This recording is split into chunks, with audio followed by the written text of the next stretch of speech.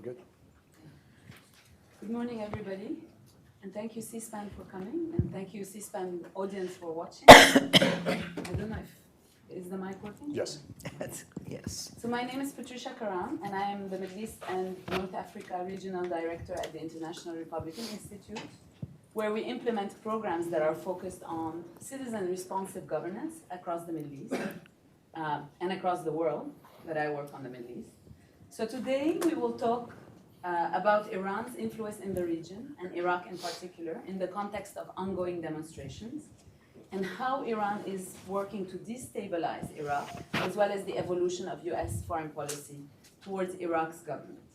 First, I will introduce our distinguished panelists, and I will thereafter provide some overarching remarks before turning it to them for an interactive discussion. Michael Pregent. Okay, your mic's not on. Can you help? Can you assist? Is this on? Okay, you're good now. So, in order first to introduce our panelists, Michael Pregent, whom you all know, is a senior fellow at Hudson, a former intelligence officer with over 28 years of experience working on security, terrorism, counterinsurgency, and policy issues in the Middle East.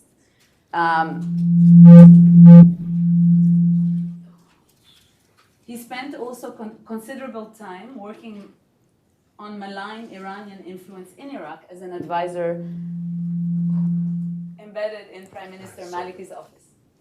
The Iranians are interfering with the comment. Ambassador Ren Rahim is an Iraqi political activist who is co-founder and president of the Iraq Foundation, which is a non-profit organization that's committed to the support and promotion of democracy, human rights. Okay, hey, we got to get this. We need technical help. Okay, maybe we push it down a little bit. Is this good? See that. Better.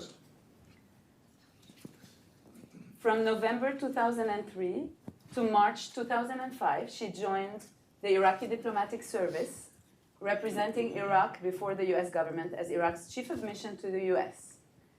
Ruel Gerecht is a senior fellow at FDD, where he focuses on Iran, Iraq, Afghanistan, terrorism, and intelligence. He was also previously a resident fellow at the American Enterprise Institute and the director of the Middle East Initiative at the Project for the New American Century. Before I turn it over to our panelists, and I hope the mic is working, I wanted to make a few introductory remarks that hopefully will help frame the discussion today. First, my conviction is that to counter Iranian hard power, we need to dismantle Iranian soft power. For this, we need to understand it and its multiple and contradictory streams of messaging. In Iraq, Iran's soft power is an overarching narrative of regional indigenous resistance against imperialist design, and as a cover for its hegemonic project in Iraq. Its success is largely due to the lack of a coherent alternative that exposes its contradictions and reveals its utilitarian character. The alternative can be based on a unified national identity, and this is something that Ambassador Rahim will address. Iraqis need to know the level of usurpation by Iranians, bit by bit, story by story, about every ministry and every institution. And the cables are a start, and this is something that Michael will look at as well. For the last 5 weeks, more than 200,000 Iraqis across the country have been protesting on any given day. Over 320, by the last count that I have seen, have been killed, and over 15,000 wounded. The protesters are angry about corruption, about unemployment, and also about Iran's influence. They include idealistic secular youth and working class, as well as poor Shia Muslims, mainly from the south. I want to suggest that Iraq, along with Lebanon, is part of a developing revolt against efforts by Iran to project its power throughout the Middle East. It is time to listen to the protesters, to listen to what they want, to support their demands for a new social contract developed by and for Iraqis, rather than at the behest of Iran's dominion. How do we do that? What are the limits of Iraqi nationalism in this context? How do we balance between the fact that the US role is needed and there are legitimate reasons not to trust it. Turning it over first to Rand. Iraqis have affirmed their desire to curb and reverse the growing Iranian influence in the country. What are the prospects, the limits, and the challenges of the re-emergence of Iraqi nationalism? Can Iraqi nationalism break the formula that was artificially imposed after the US invasion and enshrined a system of dividing power across ethnic and sectarian and religious lines? Thank you, Patricia, and thanks to the Hudson Institute for hosting this event and hosting me. What is really extraordinary about the protests, and it's now called the uprising, some people in Iraq call it a revolution, a popular revolution, is, first of all, that it sort of is in Baghdad and the south, which is predominantly Shia areas. And the thing that is really remarkable is the boldness of the protesters in the slogans that they are raising against Iranian influence and against the political parties, including the militias, that are deemed to be supported and encouraged by Iran. And I say this is extraordinary because it's actually very dangerous for these protesters. You don't openly rip down the posters of Khamenei, you don't rip down the posters of the Shia militia leaders without fearing consequences. There are consequences. And this outbreak of resentment against Iranian attempts at hegemony, at control, including, by the way, you spoke about soft power. There is enormous economic control of Iran in Iraq, and particularly in Baghdad and the southern region. So this is something that has been suppressed for a very long time. We saw it in Basra in the summer of 2018. But this year, it has reemerged in a much more powerful way, much more explicitly, and much more openly. This is really a turning point that shows what true sentiment is in the Shia regions of Iraq vis-a-vis Iranian attempts at control and hegemony in the region. Now, the question is, this is a popular protest movement, but it hits against entrenched political interests that are tied to Iran, and principally interests that are exercised by armed militias, who, in theory and in print, follow are part of the Iraqi armed forces and come under the control of the commander-in-chief, who is the prime minister. In practice, though, these militias are not under such control. They are outside the legal fold of the armed forces, and they behave as they please. So we have seen a reaction by these militias against the anti-Iranian sentiment of the protesters. Sometimes it has been very brutal. The two have been in confrontation, there's no question, because the protesters have torn down posters. They have also burned down the headquarters of the Shia militia parties in a number of cities, in Basra, in Nasiriyah, and so on. And of course, these militias have retaliated. From time to time, we hear and see videos that clearly show that the militia members from their own headquarters, allegedly in self-defense, are shooting at the protesters who are trying to storm those offices and so on. So we really do have, it's not a sea change. What is a sea change is the open defiance that is expressed by the protesters. Do either of you want to comment on this? Yeah, I mean, I would agree with all that. I think it is going to be very difficult for the Iraqi political establishment to disengage itself from Iranian influence because it is so intertwined. It's no secret to say, and I think that was hinted at in the New York Times Intercept expose, how deeply they are financially intertwined. Iran doesn't like to spend a lot of money in building up networks, but it does spend money, and you can buy a lot in Iraq. So, and then I think you always have to keep in the back of your mind, there is some sense that, you know, Iran is the last resort. It is sort of the Shiite uncle who will come to your rescue if things really get unpleasant. And I think for the resuscitation, I mean, the Shia Iraqi community have to become much more confident. They have to develop greater national pride. And as they do that, and I think that is inevitable, then the tension with Iran is inevitable. Because the truth is you know, if you put Iraqi Shia and the Iranians in the same room, within a short period of time, the Iranians will be acting hubristically. And it really does get on your nerves.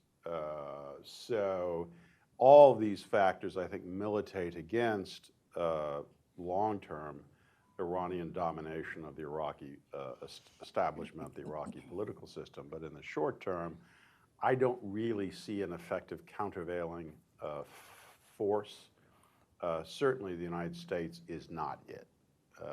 I think it's fair to say now the Iranians largely beat the United States in Iraq, and I don't see that really reversing. I think this is largely a game among the Iraqis and between the Iraqis and the Iranians. To that point, I think that's an excellent point, that the United States has lost to Iran in Iraq, and the Iraqis are actually trying to win it back for Iraqis. And what's interesting about that is the lack of a U.S. counter-Iran strategy in Iraq is now being addressed by Iraqis. It's happening now. They're willing to push back against the status quo in Baghdad with their lives. They're, like you said, they're willing to die for these things. There are ramifications for burning down the Iranian consulate, militia headquarters, and basically standing in Tahrir Square and protesting against simple things: water, internet, and basically a future. Iraqis want to see less and less of a military American on the streets, less and less of a diplomat. They want to see university professors, technocrats, private sector investment in Iraq. They want a future. And this is an opportunity for the United States to get Iraq right by doing what the protesters want. And that may be inaction, that may be nothing. But what they are asking for right now is international support, and they're asking for the United States government not to support Baghdad. And that's something we've seen. 3 weeks ago, the US was supporting Baghdad against the protesters. Now the US isn't. And what's interesting, I got a chance to sit in some sideline meetings with the counter-ISIS strategists and the counter-ISIS coalition here in DC. And EU members of parliament, or the EU representatives in the counter-ISIS strategy, were actually in agreement. This is not the time to engage Baghdad. This is not the time to give a lifeline to al-Mehdi's government. This is a time to actually support the protesters. And how do you do that? Put a spotlight on it. International media. You know what the protesters want? What I'm hearing is they want Anderson Cooper in Tahrir Square. They do. It's that simple. They want international media. Yes. Their complaint is it shouldn't be okay to kill 326 Iraqis in Baghdad and have the world not care, because there's a benchmark in Syria that you can kill 500,000. You know, this needs to be important. Soleimani can't kill Lebanese protesters in Lebanon without losing Lebanon. Soleimani can't kill Persians in Iran without losing Iran. But he can kill Arabs in Ahwaz. He can kill Arabs in other places using Iraqi Shia militias, and some reports say the Fatah Mayun are now in Iraq, and the Fatah Mayun are now in Iran. And the Fatah Mayun are the Afghan militia that were cultivated by the IRGC Quds Force to deploy. And they deployed to Syria, up to 20,000 deployed to Syria, They have almost 8,000 in casualties. And now we're hearing reports that the Fatah Mayun are in Ahwaz and the Fatah Mayun are in Baghdad. In small numbers, but the thing is, they're there. And this is something that's very concerning. But all the Iraqis are asking for is a media spotlight for the international community to care. And recent travels to the region, I just got back from the security conference in Bahrain yesterday, and everyone's talking about the protests in Iraq, Lebanon, and Iran, and they're seeing the mismanagement of economies in all three countries. So it may not necessarily be against Iran, but I would argue that it is, because it's the mismanagement of an economy in Iran, the mismanagement of an economy in Baghdad, and the mismanagement of an economy in Lebanon, all tied to the main influencers in these countries. Well, we know the influencers are who the influencers are in Iran, but in Iraq and in Lebanon, it's Lebanese Hezbollah in Lebanon, and in Iraq, it's this coalition, the Bina Party. State of Law, Maliki's State of Law Party, paired up with the Fatah Party, led by Hadi al-Amri, who's Qasem Soleimani's guy. And I get criticized by other think tankers for, Mike, you talk about the same things for the last 4 years. I'm like, yeah, you talk about these things because you see it coming and it's here. And it's an opportunity now for the US to get Iraq right by simply doing those two things. And what's important here, I talked to an Iraqi who knows this well earlier, this gentleman right here, and we talked about everybody has blood on their hands in Iraq, but the Iraqis are asking for the Americans to help, not their own government. And there's an opportunity here. We'll get into Yes. a lot of detail into Sure. the US role, but just before we jump to that, I wanted to ask a follow-up question to Rand, in particular with regards to the differences. Can we talk about the differences between Baghdad and Basra when it comes to nationalism? And what is the risk of a regionalism? Will we get Basra saying, Baghdad, Barra? Is this a dynamic that's... Yeah. First of all, if I could just backtrack a little bit. The figure of 320 was weeks ago. There are recent figures of 450. Unfortunately, we do not have anybody keeping track statistics. Undoubtedly, the government is, the Ministry of Health and so on, but they're not releasing numbers. My estimate is it's over 450 by now. So we should always, if we cite the 320 number, we should always say this was weeks ago, because one has to be realistic. Now, in terms of what can one do, I would add something, Michael. It's not just that they want Anderson Cooper and CNN in there. It is extraordinary that neither the UN Security Council has taken up the issue. The UN Human Rights Council in Geneva has not taken up the issue. Yes, we've had reports from Amnesty International, Human Rights Watch, but they are not international bodies. And I can tell you that a lot of the protesters are now talking about the need for international, multinational bodies to at least begin a process of accountability, of investigation. Because certainly the Iraqi government isn't doing that. And people are dying every day. And I can tell you that the intensity of violence against protesters has actually increased just in the last week. I think there is now a push to completely quell the demonstrators. The demonstrators, it's sort of like the irresistible force meeting the immovable object.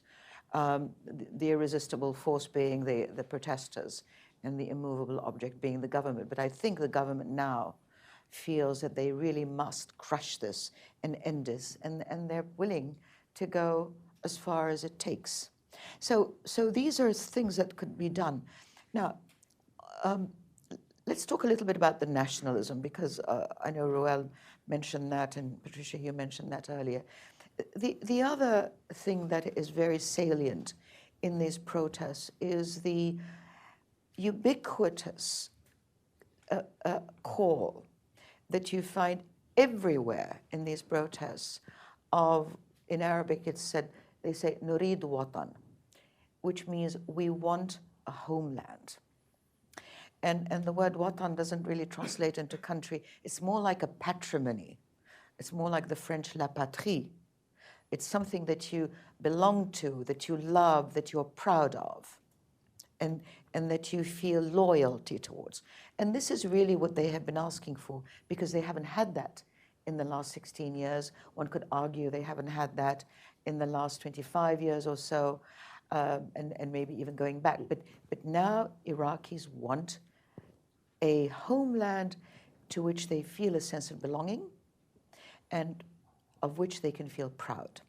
Now, that call, by the way, has not divided Baghdad from Basra, because it has been constant, it has been throughout all the protests in all the areas. Are there differences between Baghdad and Basra? And what does that look like? There are differences, partly because Basra feels far more deprived than any other province in Iraq. The economic situation and the situation of services is far worse than it is in Baghdad. And yet Basra always maintains that this is a double injustice because it provides 90% of Iraq's revenue. And the province that contributes so much to Iraq's budget gets extremely little in terms of services, goods and services. And so there is an added grievance in Basra. And before the protests, there certainly was a sense of regionalism. And there were calls by Basrawis for creating a region of Basra similar to the Kurdish region, with all the rights, the authorities, the sort of quasi-independence that the Kurdish region enjoys. Some people in Basra, including politicians and professionals, want to recreate the same thing in the province of Basra. So that regionalism certainly was emergent. It hasn't emerged during these protests. If it's there, then it has been, in a sense, sort of, the wave of the protest has submerged it. Whether it will re-emerge afterwards is not clear. But because there is this unifying call, demand of we want a patrimony, it may be a unifier in the long run. And it may actually be the alternative that we were saying, I think Rueli was saying, does not exist yet. It may become so. Before I turn it over to you to comment, I want to follow up with, to ask you about the role of the Sunnis, who have been standing by, presumably, but the question being, what can be done to fold the Sunnis into this process and for them to be able to define these events as well? Yeah, this question is asked a lot. Well, it's asked in a different way. Why aren't the Sunnis protesting? There are several reasons. One of them is that when the Sunnis protested in 2012 and 2013, the backlash from Mr. Maliki's government at the time. They shot him in Ramadi. They shot them. Shot them dead. And killed them. And then they accused the protesters in Anbar of being the conduit for ISIS, if you remember. Baathis or ISIS? But, the two. well, the Baathis I've and heard the them ISIS both, are yeah. rolled into one, Right. you know, in the But eyes just of... for emphasis, they always add yes, the Baath. Baathis, yes, and ISIS, okay. So the Sunnis are guilty until proven innocent. They do not want to come out and be accused again of reintroducing ISIS, reintroducing Baathism. The other thing is, remember that all the Sunni provinces have just emerged from ISIS occupation.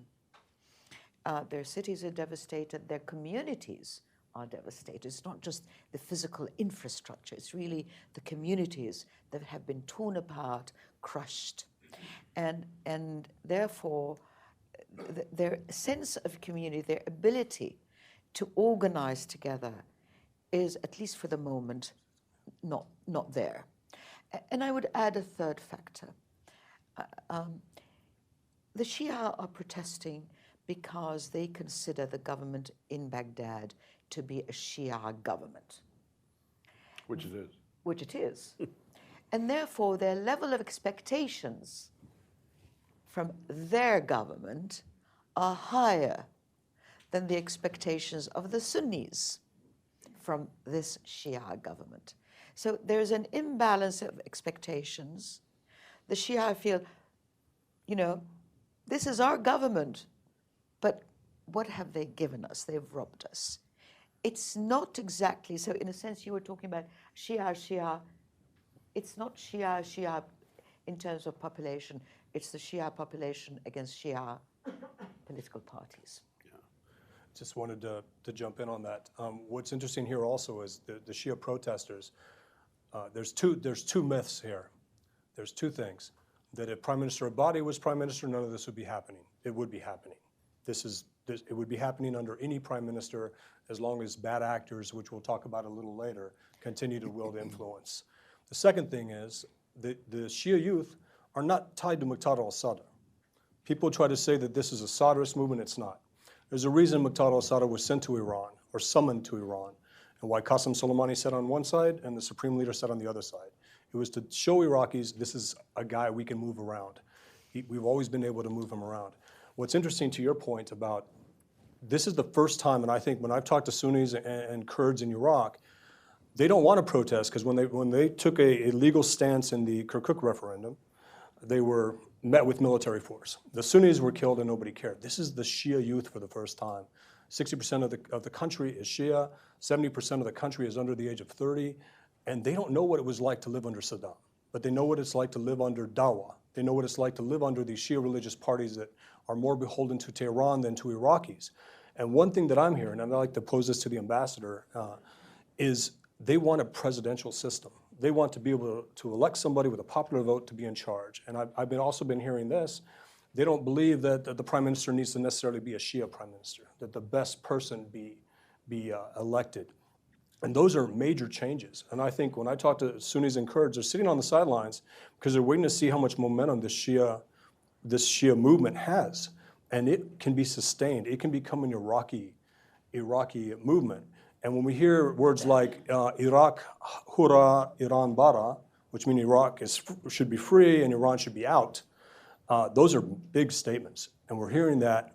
And I think if the Sunnis and the Kurds will be hesitant to jump on board until, like you said, the UN is in there, the UN Human Rights Council, all these international organizations that should care that Iraqis are being shot in the face by Shia militias tied to Tehran. I think it's an opportunity for the international community to take Iraq away from Iran. Finally, we don't have a coherent policy, but the Iraqis may have one. Yeah, I'm skeptical that anything like that is going to happen in the short term. I mean, Iraq is just a deeply fractured place. I mean, I have the greatest sympathy for the folks down south. That area is just brutally poor. There are places in southern Iraq that Afghanistan looks a lot better. So it's a very, very bad situation. That's the type of situation the Iranians can easily exploit. And again, the political establishment in Baghdad, for very understandable reasons, has become profoundly intertwined with Iran. We certainly didn't help in the way we conducted ourselves, particularly after we withdrew. So I'm skeptical that the Iranians will be disengaged anytime soon by an Iraqi nationalist movement, though I think it is a very good sign. It's just one has to have patience here. It's not, none of this is going to, I think, develop quickly, and probably not in a very satisfying way. And you know, the Iranians and their allies have already demonstrated they are willing to use force. There is really no other factor on the other side capable of resisting that until you don't really, I think, have an Iraqi army that has any capacity to do that. And, the officer corps doesn't.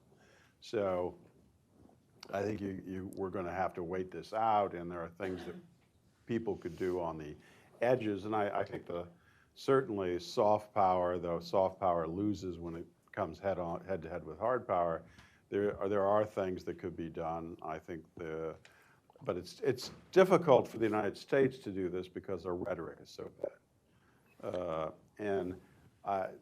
For example, we tend to talk about, when we talk about the Middle East now, we talk about Iraq, we talk about Iran, we talk about Lebanon, we tend to put the emphasis on economics. I think that is completely wrong. I think the economics and the political factors are deeply intertwined, and if you were to go up in altitude, what we're looking at is just another ripple, big one actually, of what I would call the political reorientation of the entire region, and the potency still of representative government and democracy. I mean, those words are very difficult to articulate now in the West, particularly in the United States, where democracy promotion is just out of fashion and one is exhausted by the Middle East. But I think it's a serious mistake, and I would argue that is what you're seeing across the region, and it has a particular Shiite dimension to it. So I'm skeptical that we rhetorically are going to get this right, but that doesn't mean that we can't do certain things that could be highly helpful. I mean, the hardest issue for me to deal with, I think, on Iraq is what coercive measures are within the American toolbox that would be helpful. There aren't many. I suppose sanctions would be one of them, but we'd have to have that argument. U.S. discussion. training and equip mission. There's a lot of things we could do. Yeah. To your one point on patience, and I think this is an impatient response by the Iraqis. They're tired of this. Definitely. The U.S. rhetoric for 13 years, and they're finally taking this into their own hands. I believe there's momentum behind this. I believe this can actually work. Iraqis are skeptical of what D.C. will do, and because of that, they are actually leading the way on this. And as we learned in Iraq, we use this phrase, "Lazim shuf kulul mashakil min uyunkum." We have to look at all the problems through your eyes. And I'm a Texan, so they give me some latitude in not saying that correctly all the time.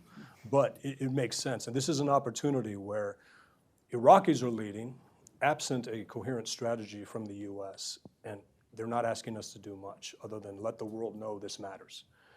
I think there's an opportunity here. Can I, first of all, there is more than just sending CNN. I know that this may come up at some point, but the U.S. really needs to stop dealing with corrupt Iraqi politicians. Now, oh Lord, one could say that if the U.S. stopped or exposed corrupt officials, then they would not be able to deal with anybody. I have long said that if we just expose the corrupt people, then we will have an automatic change of government and regime.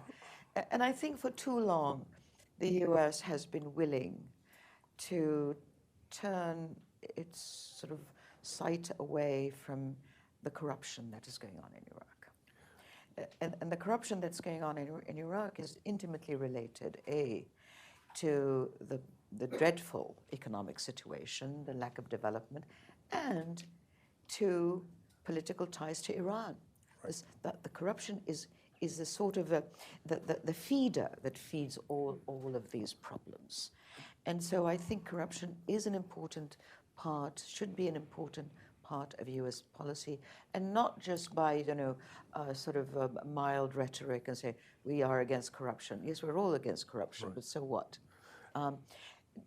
And also I just wanted to say, Michael, we have to remember when we say that on any day 200,000 people are protesting, we have to be careful about their demands so that people who want a presidential system, people who say we don't care if it's a Shia, we really need to sieve the demands and come up with the unifying demands.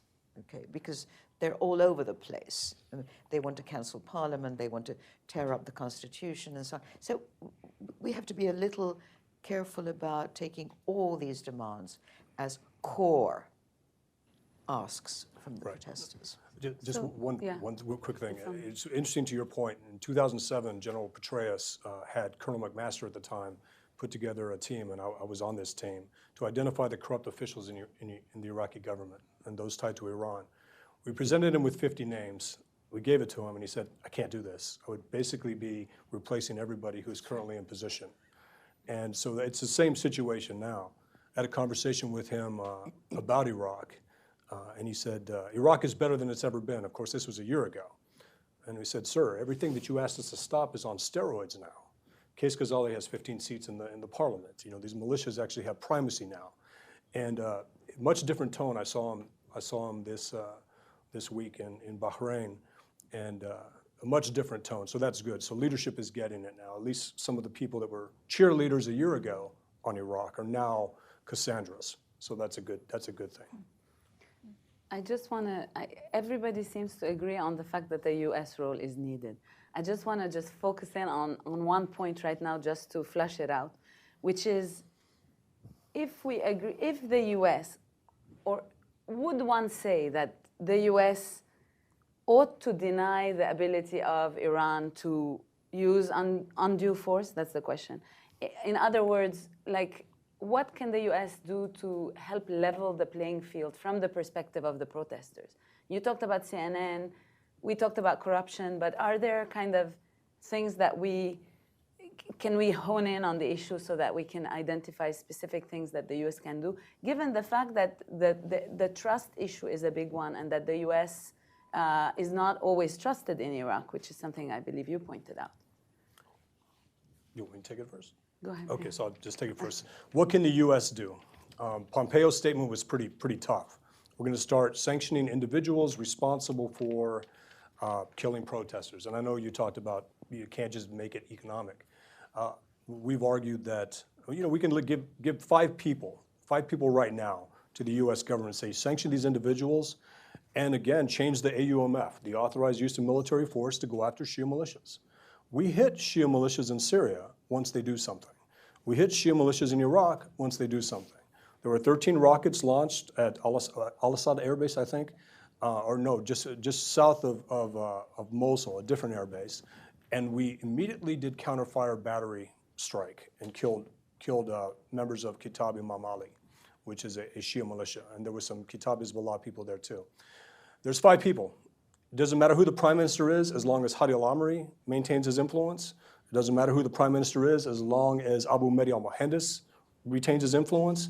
It doesn't matter who the prime minister is, as long as Fatah and state of law exist and maintain their influence in the Bina party. It's very difficult things to do. The good thing is the U.S. doesn't have to do any of that. We can sanction individuals, we can put them on the AUMF, that'll send a strong message. But Iraqis are burning down the offices of the individuals I just mentioned. They're tearing down their pictures, they're going after them. And they're rejecting the message that you hear from Hadi al-Amri, from Abu Mahdi al-Mohandes, from Qais Khazali, and people say, you always mention those same three guys all the time. Well, they're the same three guys that have been causing problems this whole time. And you have to pass by their offices to get to the prime minister's office. And that's a big deal. And I talked to somebody who's supposed to be objective on this, and I said, what if I told you that there was a terrorist, a designated terrorist, who has killed Americans, Kuwaitis, and Iraqis, who has an office in Baghdad, who gets paid a government salary, and who has access to U.S. intelligence, training, and equipment? He said, how is that possible? And I said, well, his name is Abu Mahdi al-Mohandes, and every time I ask a State Department official or somebody in the Department of Defense or somebody in the White House why he still exists or why he's still in this position, they can't answer the question. They can't answer that question. So that is an individual that the Iraqis blame for getting the militias to kill protesters.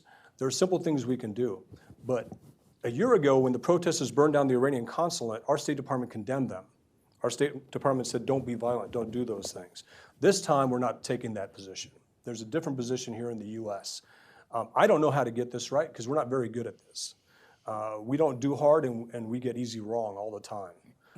And it's an issue for the U.S. when you go to Baghdad and you talk to Baghdad politicians who give you the good news story. You go to Baghdad and talk to military officers who give you a good news story. And I've never met an Iraqi politician or an American politician, an Iraqi general and an American general who have ever said things got worse on my watch. I've never heard that. And so you come back with these good news stories. كل شيء زين في Iraq. There's no problem. And you see it on the streets. And one of the biggest problems, I was an intelligence officer for 28 years, and one of the biggest problems in our intelligence community is this statement. Well, we haven't seen that in reporting yet. Therefore, it doesn't exist, even though it's right there on the ground. And by the time it gets into reporting, it's 30 days late. It's 6 weeks late. It's overcome by events. And that's one of the biggest problems. We are seeing this in real time, and we're waiting for everybody else to catch up. And the Iraqis can't afford for all of us to wait. Well, do you want to? Yeah, I mean, again, there obviously isn't going to be any type of military coercion in Iraq by the United States. That's over. It's inconceivable that President Trump would back that. I don't think he'd have much congressional support for that either. So the Pentagon is gun shy. They wouldn't want to go there. Their primary concern now, I think, is force protection. So I don't see that changing. When you can't do anything else, you can use the bully pulpit, you can use sanctions. I mean, those are the default choices really for the weak in some sense, but I don't want to underestimate the value, certainly, of using the bully pulpit more. I think it always has some value. But we're a bit hamstrung by that. Again, I don't think President Trump can do that. The Secretary of State has done a better job, but it's still, you don't really have the impression that the United States is invested in any type of coherent Iraq policy. At best, it seems like an afterthought. That's certainly not going to change before the election. I just don't think it's realistic to have the hope that it would. I think what you can do is the sort of incremental things the embassy tries to do. You're not going to get excited about it, but I do think the idea of the United States actually being more aggressive on the issue of corruption in Iraq, elsewhere in the Middle East, has some value. Everybody knows that everybody's corrupt. It doesn't hurt, though, to give that a bit of detail. Sometimes these things can snap. So I think that's a worthwhile endeavor. The United States is much, much better about gathering that type of information than it used to be. I think you have to give the United States government, particularly the Treasury Department and elsewhere, some credit in being able to compile and investigate these things. They become much more adept, much more sleuthful in how they approach economic information and corruption. So there is something to be said, to be done there. Again, I don't think it's going to be earth-shaking. I think the issue here is largely for Iraqis. It's whether the Iraqis can develop a leadership that isn't corrupted, that isn't tied, bonded to Iran, and can stay alive, which should never be downplayed. Staying alive is important. Yes. Yes. I would agree with Roel, and I would actually say that overaction by the U.S. Will yield negative results, precisely, Patricia, because of the issue of trust that you mentioned. And I'm aware that this is a little bit of a controversial issue, but of course, the problems that we have in Iraq are made by Iraqis, by the Iraqi political class. But there's also blame on the U.S. put on by Iraqis because of the way that the post-2003 war was conducted, and the way that the system of spoils, muhasasa, and so on, was allowed to happen or was encouraged. In other words, the U.S. is not the sort of seen in Iraq as the most sort of equitable, benign influence. So I think, like, I agree with Ruel, that one really has to be very cautious in taking steps if indeed the administration of President Trump has any thought of doing anything. I think the putting the spotlight is good, going after sanctioning corrupt officials, at least a few of them, and showing that, you know, America is taking note of this and is sanctioning these people. And again, I repeat that we do need some kind of international resolve on this. It's not just a US issue. At least on the human rights question, there has to be some kind of international response to the Iraqi armed forces, the Iraqi security forces. I would just say caution in Washington is the best policy as far as Iraq is concerned now. It's actually led to Iraqi protesters taking back their country. Yes, it's going to be very difficult. It's going to be difficult, as you and Ruel quite rightly said, but there's a point beyond which one can't go in supporting protests. Right. So just a clarifying statement. When I said AUMF, I didn't mean start killing Iraqis in Iraq. I meant simply changing the authorized use of military force to include Shia militias who are doing things. The message itself is frightening. There also needs to be this, we're afraid, our State Department believes that if we sanction Qais Khazali, the leader of AAH, that somehow that'll be a unifying event for Iraqis, that they'll coalesce around the flag. That needs to be put to rest. That is not the case. So simply sanctioning Qais Khazali, AAH, these groups, that's important. There needs to be a de-Badrification of the Iraqi security forces. Badr Corps is not the Ba'ath Party. You don't have to be part of Badr Corps to have a government position. Yet they have primacy in the Iraqi security forces, and they allow everything that Qasem Soleimani is trying to do in Iraq to happen. Yet these individuals, like you said, we can't trust the Iraqi army. You can trust individuals, but they won't do things, because as soon as they do things, like Abu Wasab al-Assadi, the counterterrorism director that was fired, as soon as they express any interest in taking on the Shia militias, they're marginalized, replaced. We have an election in 2022. We need to identify, and I say we shouldn't say this, the international community should identify Iraqis that can lead a nationalist movement. Muqtada Sadr is not that guy. But the individuals in Iraq that want a future, that want a relationship with the West that is based on investment, private sector, education, universities, because Iraqis are identifying those leaders. When I say Iraqis, the Iraqi government is. The Shia militias are identifying the Guaidos of Iraq, and they're making them disappear. And we need to put a spotlight on those individuals. It's not hard to remember 4 female activists who have been detained by the Iraqi security forces or disappeared by the militias. That shouldn't be difficult. It shouldn't be hard to remember 2 names, but we don't know their names, and you know, we should know them, and I honestly can't recite them right now. But these people are dying. This is an important cause, and all it takes is a media spotlight. It needs to be different than Al Jazeera, Al Hura, Sky News. All these entities are doing all the right things, but they want BBC International. They want CNN International. They want CNN because they believe somehow that if that spotlight is put on the protest, that the world will care. They may be proven to be wrong, but they still don't have that yet, and that's something that I keep hearing.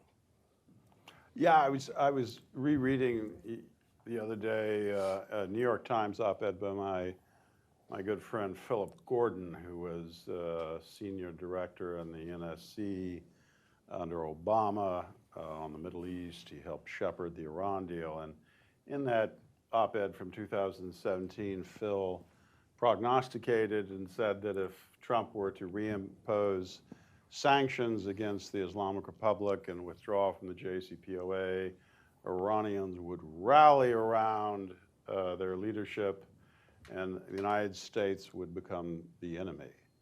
The exact opposite, of course, has happened. And I would just make that parallel that if the United States decides to use sanctions, regardless of their efficacy, but decides to use them more aggressively in Iraq against the baddest players, I think the one thing we can probably be absolutely confident about is that Iraqis are not going to rally around these individuals, and that there's certainly margin for maneuver there, and we do not have to worry about this type of an argument, which seems to predominate on the left. And it's just, I think it has no traction whatsoever on the ground. Because I'm the moderator and I have the privilege of asking the questions, I'm going to ask the difficult one before opening it up for questions. So, question is that are these protests a tipping point in Iraqi politics, and what will Iraqi politics look like a year from now? I'll ask maybe each of you to address the question. If you want to start, I'll defer to the ambassador first, and then. Well, this is a sort of a prognosis, we're predicting. There are several outcomes. The protests have been going on for 7 weeks now. And the death toll is rising and so on.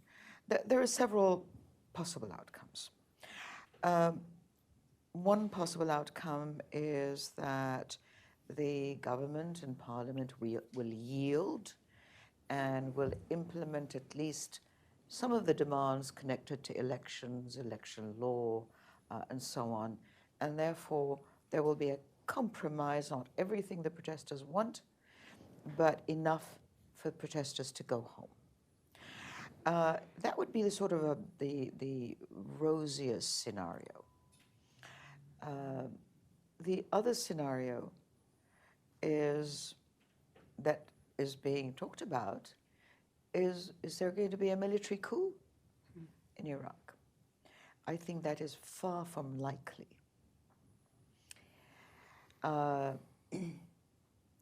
We don't have a military that is so organized and tied together that you can do that. In any case, it's not desirable.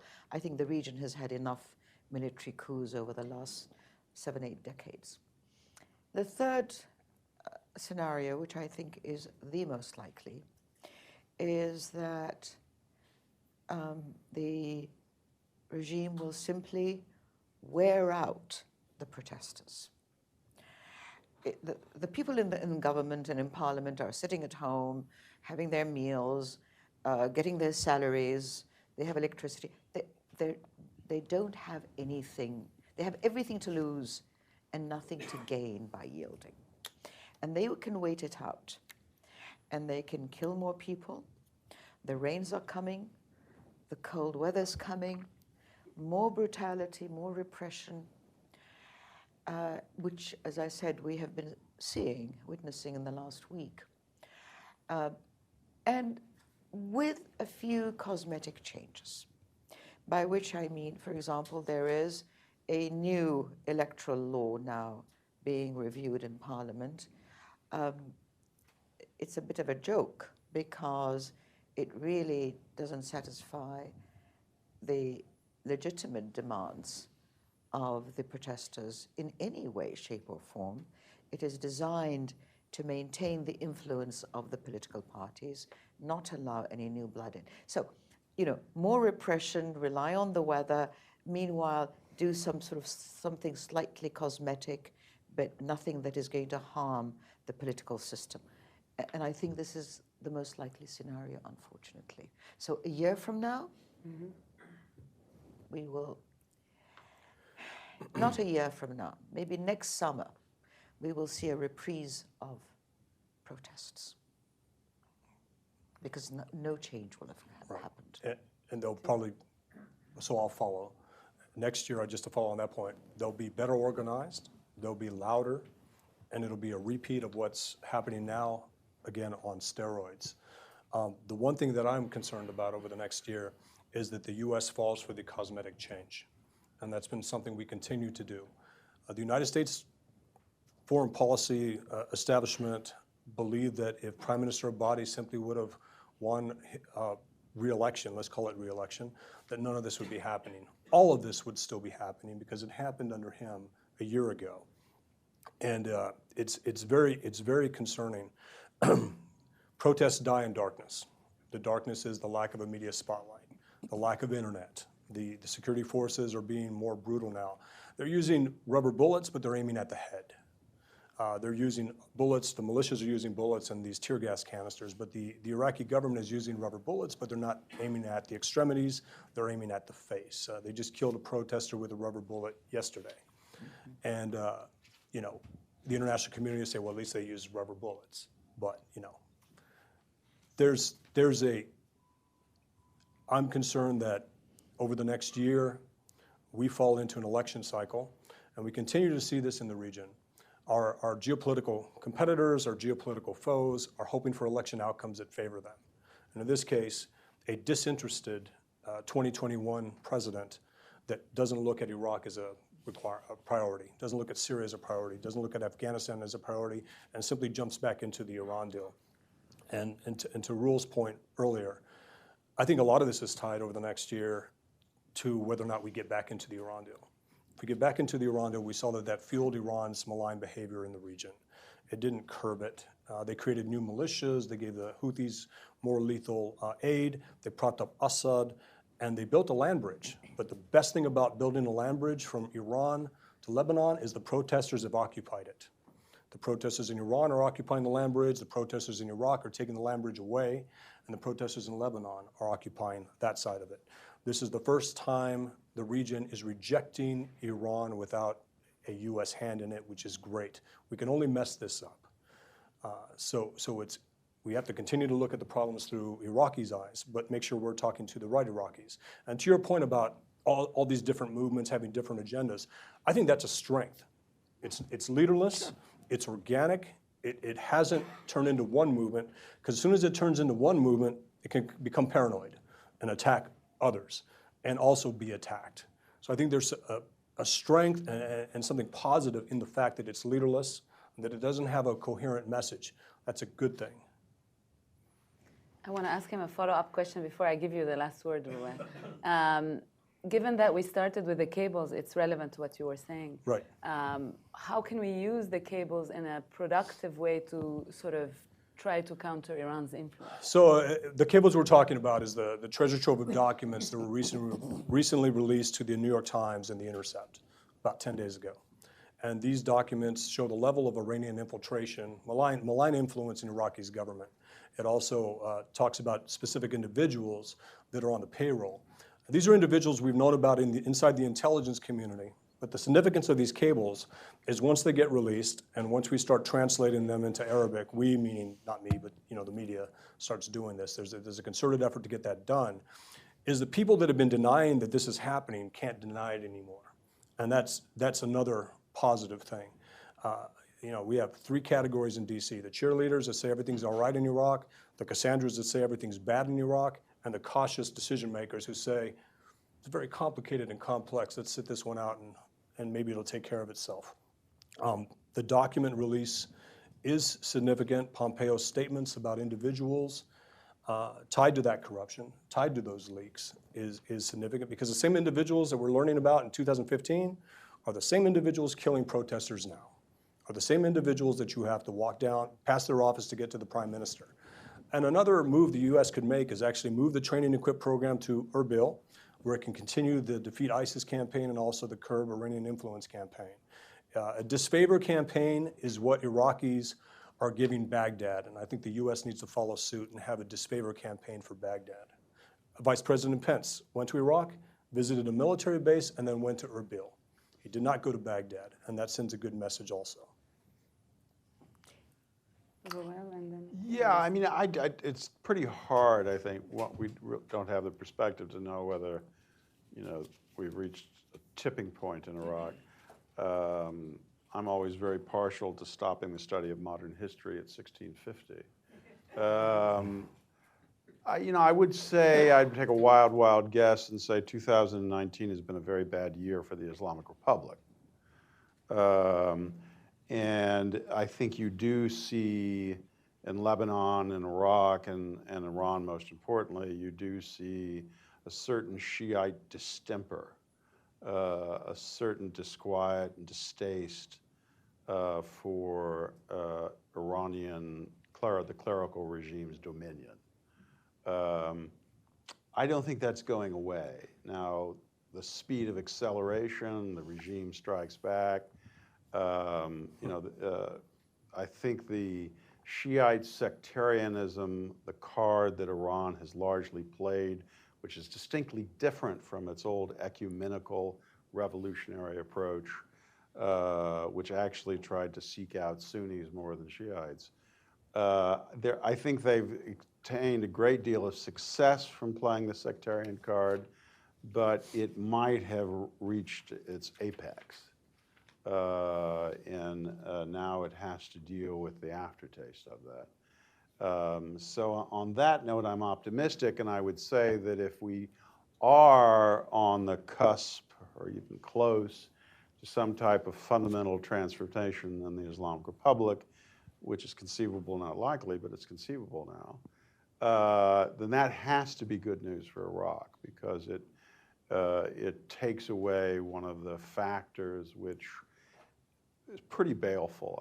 It's hard to see how the Iranian factor in Iraq has any positive side effects. So if that happens, if we are seeing a weakening of Iran's position through the region, then that's a very good thing. I'm not convinced that we are, but it's possible. I mean, I think what we have seen, certainly in the Arab Shiite world, gives cheer. And once again, Iran has erupted. And I think it's a mistake to view the Islamic Republic as stable. It is a very large caldera, and it could blow.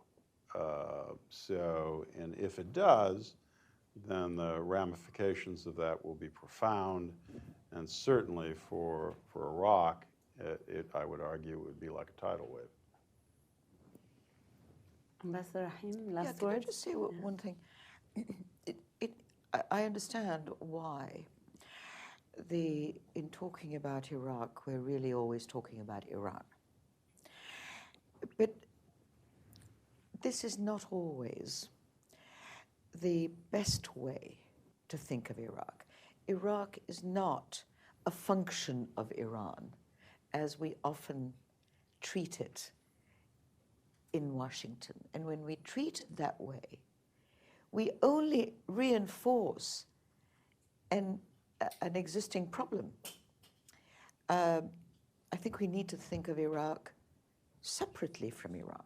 There's no question that, for the moment, there is a strong link.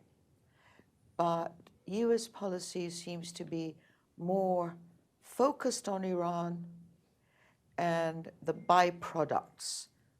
Iraq is one of the byproducts of the focus on Iran. I don't think we'll ever get it right with Iraq if we continue in Washington to think of Iraq as merely a byproduct and a function of our policies towards Iran. That must have resonated with people in the Department of Defense and State Department, because they haven't even put Iraq in the sphere of Iranian influence. It's only recently now that Iraq has become put back in that conversation. So it's a good thing that we're talking about Iran's influence, because the narrative has been over the last 4 years that of course they're going to have influence. They're a neighbor. Well, Canada's a neighbor. They don't pick our president. Mexico's a neighbor. They don't have primacy over our security forces and don't have primacy over our economies. So it's good that it's back in the conversation, because if you have said that to anyone in the last 4 years, it resonated with them, because I haven't heard anybody in the administration except for over the last year talk about Iraq in the Iran sphere of influence. And I think it's a good thing that we're actually talking about the level of Iranian influence in Iraq now, so that we can actually remove Iraq, or help remove Iraq from that sphere of influence. Not the United States, but by helping the Iraqis do it. The Iraqis have to do this, and they're doing it with their lives. Thank you. I'm going to open it up for discussion, at least for questions from the audience. I don't know how that works. Is there a microphone? So please just tell us who you are, wait for the microphone to get to you, and keep it to a question more than a statement. You can do a short statement and then ask a question. First of all, thank you for hosting this. My name is Kawa Khadr. I'm from Kurdistan 24. As you know, there are attempts in Iraq now demanding the reduce of Kurdistan regional government's role by demanding amendments in the constitution, of Iraqi constitution. And it's focused on a couple articles that related belongs to the rights and earnings of KRG. And the Kurdish leadership, the Kurdistan people asking about, they have appraising just one question now. They do feel, they do know that, they do believe that it's a kind of agendas that's been playing political games. But to what extent that's related to the demands of the streets of Iraq? To what extent they do ask that it's a right thing to touch these articles while the corruption in Iraq are related to all of what you talked about now? Thank you very much. Well, I've heard some concerns out of Kurdistan about what happens if the parliament is dismantled and how Kurdistan will lose some influence, the KRG specifically. I think that's the cost of freedom, the cost of liberation, the cost of liberating Iraq from Iran. And you hear these things. Well, if you dismantle the parliament, and if you get rid of the current Iraqi government, you hurt our Kurdish allies. Well, it hurts the rest of Iraq. It's a very difficult situation to be in because, of course, you want to make sure that the KRG retains its positions that they fought hard for in this last government. The challenges of getting seats, the challenge of getting some ministries, that may go away. But I think that's the price of this movement if it succeeds. But like everybody on this panel has said, this government could simply wait it out. Your message could resonate with U.S. government officials that we shouldn't do this because it'll disrupt the KRG. I just think that this is the cost of liberation, and that it's just a different situation. I see no reason why any change in regime should adversely affect the Kurds or the KRG. In the Constitution, it's written that the Kurds and the Arabs and their partners. I really don't see why the Kurds are worried. Now, certainly there may be changes in the Constitution that the Kurds don't like and they can object, but there is no obvious reason why improving the system should have an adverse impact on the Kurds. No reason that I can think of. I just have a historical rule. If it's possible for something to go wrong, it will go wrong for the Kurds. That's just my historical rule. Right. When you ask your question, I would urge you to direct it to the panel or to a panelist in particular, if you can, in addition to introducing yourself. Hi, my name's Sam. I'm from Austin, Texas. This question is primarily for Michael, but anyone else jump in.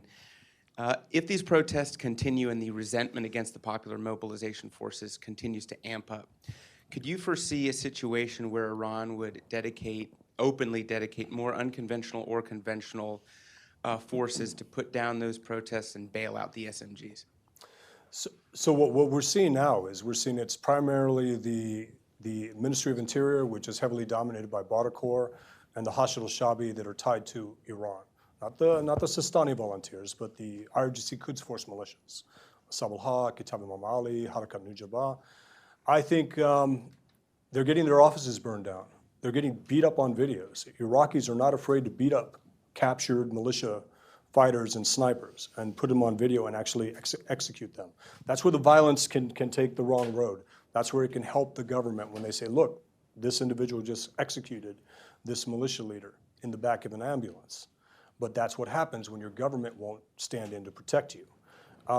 I think we've already seen the Basij, Iran's Basij move into Iraq. We've seen Iraqi militias go to Ahwaz province in Iran to put down the protesters there.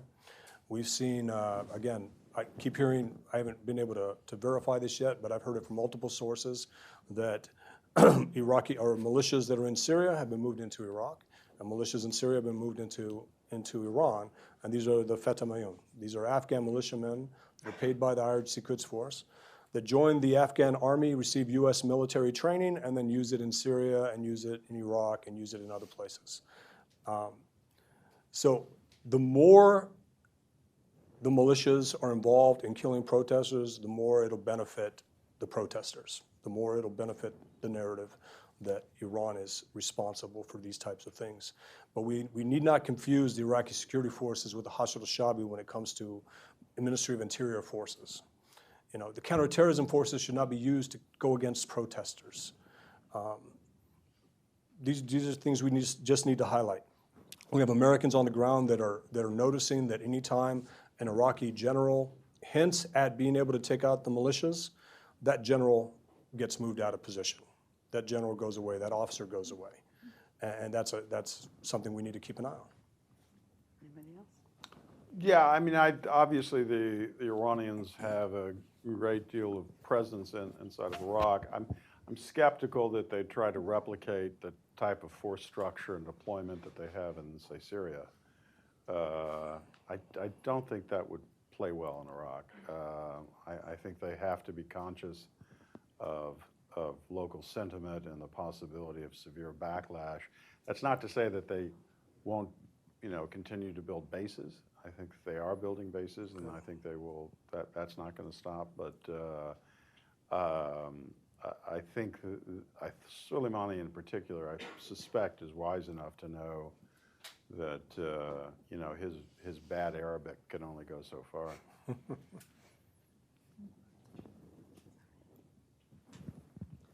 Actually, I'm Namo Abdullah. I'm with Rudaw Media Network. It's a Kurdish news outlet. So I have actually two questions. One on there was this idea of federalism of the provinces, like decentralizing Iraq along geographic lines, not ethno-sectarian lines. Every province has its own, basically, authority like the states you have in America. Why hasn't that been talked about? Don't you see that could be a good solution for the problems in Iraq today? And the second question is about Mike Pence's recent visit to Iraq.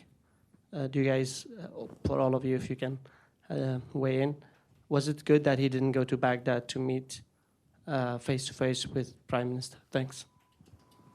Ren, do you want to start since you've been silent? Do you want to ask them on regions or on Pence? The regional thing. Regions. The problems that we have in Iraq didn't arise because we didn't have regions.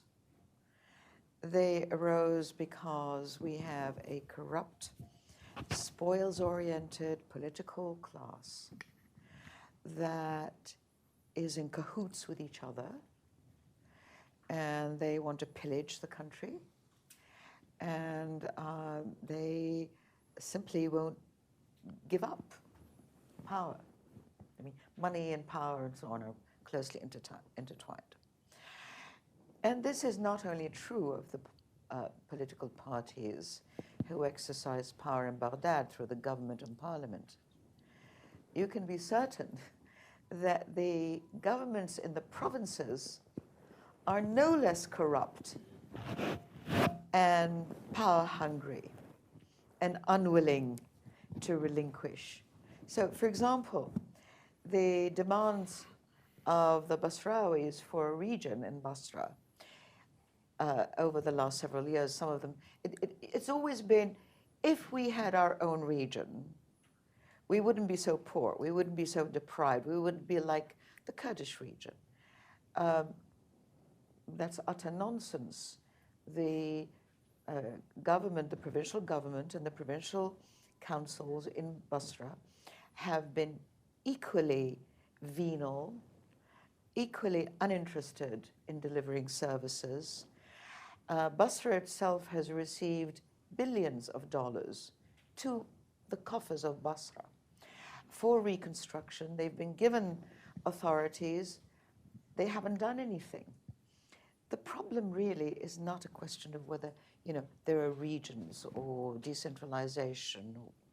It's a question of a political system that is not there to serve anyone but those who are in power. And I think that we should really begin to think very carefully about this whole issue of how to devolve authority, how to give money to the provinces while maintaining a certain level of accountability on those provinces, which doesn't currently exist. It doesn't exist in the Kurdish region. And I'm not declaring any secrets when I say that there is discontent in the Kurdish region again, also about corruption, about the fact that, the political class lines its own pocket before it goes into, before the money goes into, services and reconstruction and so on. So regionalism is not the answer. It's reform that you really need. Do you want to add anything? No, that was well said. Depends. The significance of Pence's visit, I think it sends a message.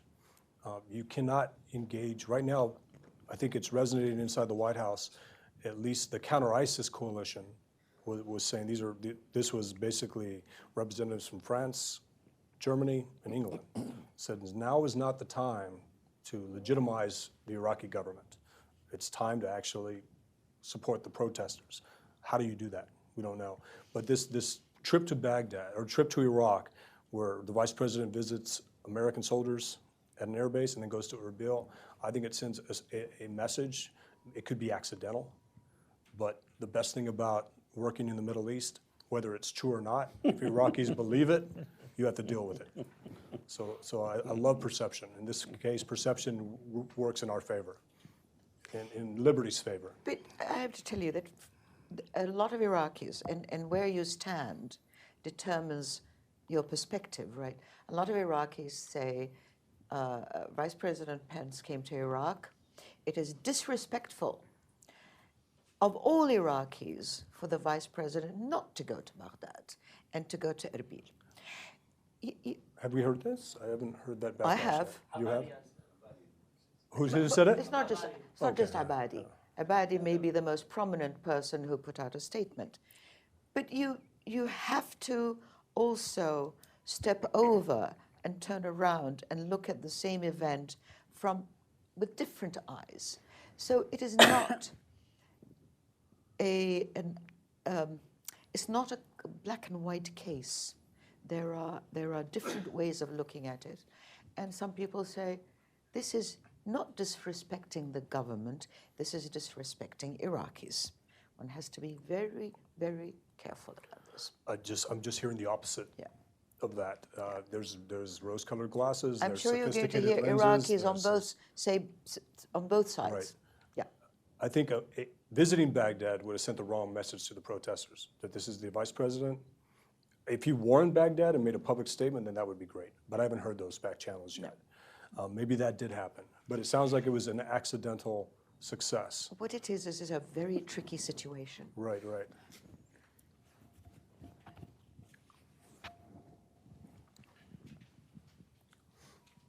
Hi, my name is Sorel Al-Baidi. I run my own consultancy firm. I recently moved to DC. I'm just, I And know you're Iraqi. you've touched, I'm Iraqi as well. I've just moved in here and you guys touched on the idea of having the international focus on Iraq to see what is actually happening. Over the past 2 days, the Iraqi government banned all international medias operating in Iraq and maintained the ghastly, what they call them, Islamic-led channels, i.e. the malicious channels that operate in Iraq. These are the only ones operating at this stage. I know, I mean, from what I see, I know the US government is not interested in what's happening in Iraq. They're busy with the impeachments and everything else. And probably it's unfortunate for Iraqis, this happening at this time, because there's not enough light has been put on Iraq to see what is actually being happening. So, I mean, you may not have the answer, but how do we try to get the Congress or the US government itself to shed more light on what's happening in Iraq? And I know for a fact that some Iraqi-born European member of parliaments have been taking some real cases, including the recent, I don't know if you heard about it, the defense minister to the European Parliament to debate what has been actually happening in Iraq. Unfortunately, I have not seen any of that happening in the US. Do you have an idea on how we can push that forward to the US government or whatever organization or institution within this country to actually, not necessarily from a political point of view, but rather the ethical side? You know, people have been dying, 400 plus, thousands injured, being shot in the head. So how can we take that forward? Thank you. Well, do you want? I mean, it's a bad situation. I mean, can you imagine a Democratic presidential candidate attacking Donald Trump and saying, you aren't doing enough in Iraq? That would be powerful if that happened. I might be. I don't even know if it'd be effective. I can see Donald Trump's response to that will probably not be helpful. I don't think it would have any impact domestically. Yeah. But you raise a very good point. Congress occasionally comes up with non-binding resolutions. And these non-binding resolutions don't require any action by the US government, but they express a sentiment. And I think a non-binding resolution expressing, condemning, and precisely it has to be on human rights grounds, condemning the violations of human rights in Iraq. This is perpetrated by unknown forces who are likely associated with the ISF. I think it doesn't have an impact in the US, but it has a good impact inside Iraq. And if we're talking about the US doing things that are cautious and that can give moral support to people inside Iraq, that could be one of them. I mean, if that's a conceivable scenario, and I'm not sure it is during, at least not until the election, that only happens though if you bring up the Iran angle. The Iran angle is the key angle to bring up to actually galvanize sufficient support in Congress to have any type of rhetorical effect. Otherwise, I think if you're just talking about human rights, you can talk all day. I think there's two tools, the Leahy Law and the Magnitsky Act, that can be used. These revolutions across the Middle East, these protests across the Middle East, are built for Western democracy support. There's human rights violations, there's suppression of the press, suppression of the internet, and not allowing Iraqis to simply voice their concerns. Global Magnitsky, that would deal with the press, and the Leahy Law would deal with the US. If you want to go after President Trump, you go after him here. Why are you arming, training, and equipping a force that's dominated by Iranian proxies that are killing Iraqis? Use a disfavor campaign. There are tools we can use here.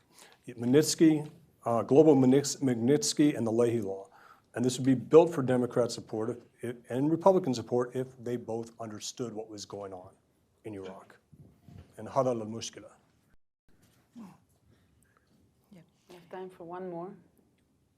We have 6 more minutes. We have 6 minutes. All right. More questions? Or I'll just talk? No, I'm just kidding.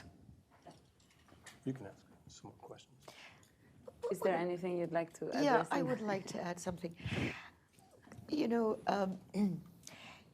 I know the attention of the US is, what's it called, bandwidth is limited under the best of circumstances and even more limited right now because of what's going on in Washington. But we talked about what will happen in a year's time. One of the things I didn't mention is my greatest fear, by the way. I'll tell you my greatest fear. In a year's time, the protesters will have learned their lessons and will have armed themselves. And that what we will have is a war in Baghdad and the south between the militias and the protesters. This is it's a dangerous situation for the US because remember, the south is where the oil is. I know we don't import oil anymore, but we still have an interest in the oil market being stable, oil flowing, and so on. So there is a potentially dangerous situation that could materialize in a year's time.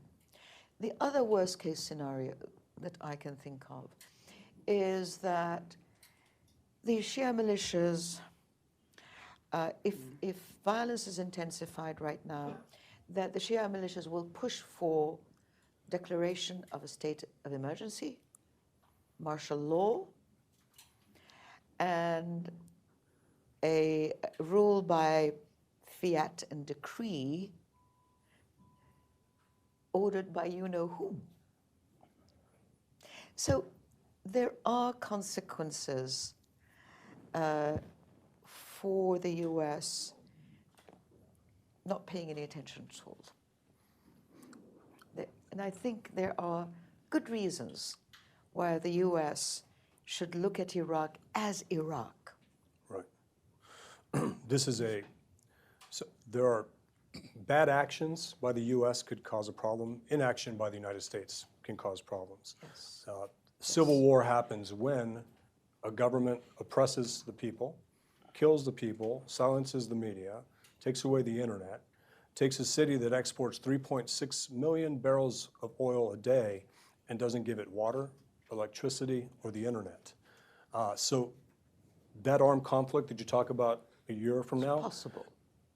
but it is possible, and that's the thing is, it's possible, but that will happen based on inaction by the international community, based on bad actions, or the wrong actions by the United States.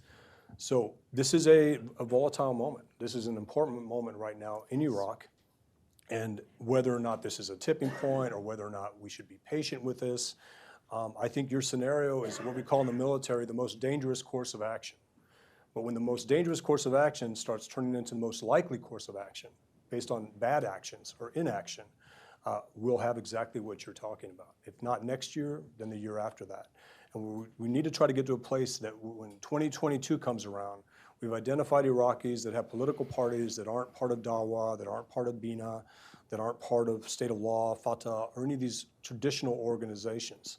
And that's the opportunity here, is to actually have the international community. When I say we, I mean the international community. I mean people that should care about Iraq, actually provide momentum for these Iraqis that want their own voice, that are tired of being tied to religious parties or corrupt parties that favor themselves or Tehran over the citizens of Iraq.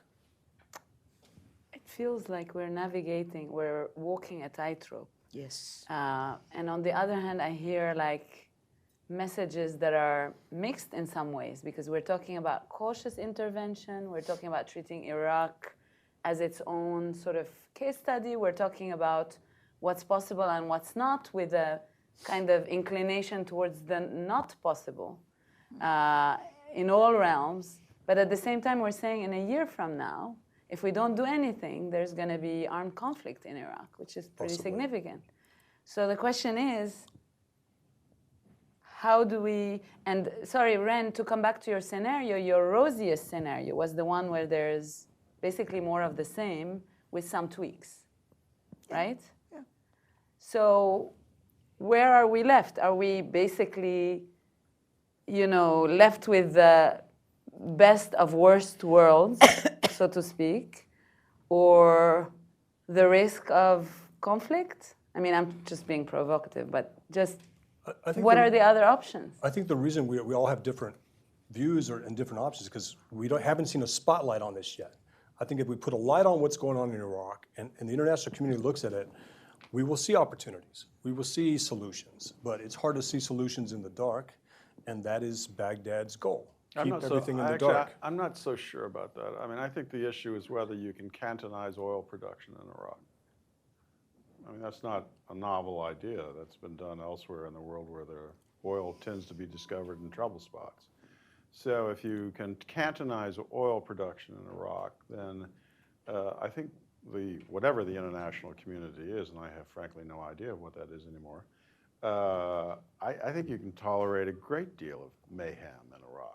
I mean, That's what's good for us, not what's good for Iraqis. Well, no, it's terrible for Iraqis, but I mean, I think we've already fundamentally, practically ceded most of Iraq strategically to Iran. That's not to say that Iran dominates Iraq in all areas. It's just that vis-a-vis the United States in this struggle, I think we more or less have conceded Iraq to Iran. We're not going to fight over that issue, as we're not going to really fight over the issue in Syria. The Israelis may fight with the Iranians, and they are over Syria, but the United States isn't really going to do that. I think oil, which is both obviously a blessing and a curse, is it's a more interesting issue in Iraq. But it's not clear to me, you know, you may be able to tolerate high levels of mayhem in Iraq, and oil production will be okay.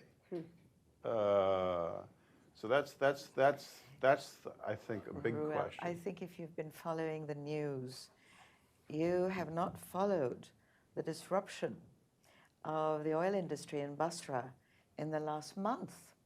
Yeah, no, I'm saying that the question You is. can't cantonize Oh, it. I'm just saying the oil industry is quite remarkable in how they're able to adjust, repair themselves, and because there's so much money involved in it.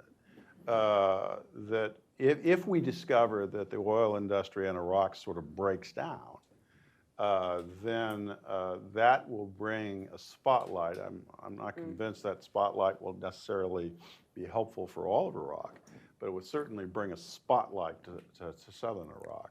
If we discover that, no, they actually can't figure out means to insulate the bloody thing, then I think the disinterest in Iraq will remain in Washington and Europe quite profound. Mike, closing words? That's the reason for the protests. Right. That's why Iraqis are protesting. And I'll just leave it at that. Thank you for our panelists. Thank you to Hudson, to our C-SPAN audience. Thank you, Ambassador. Thanks for doing this.